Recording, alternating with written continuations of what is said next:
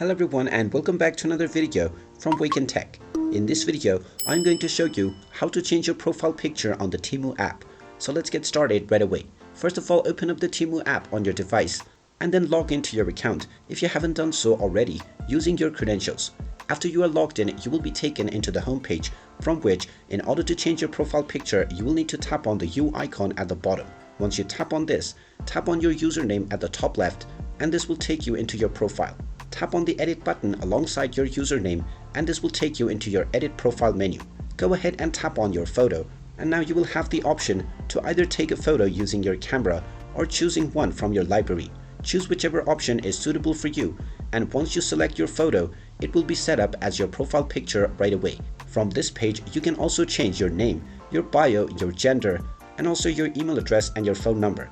And you can come back to this page as many times as you want to change your profile picture without any limitations.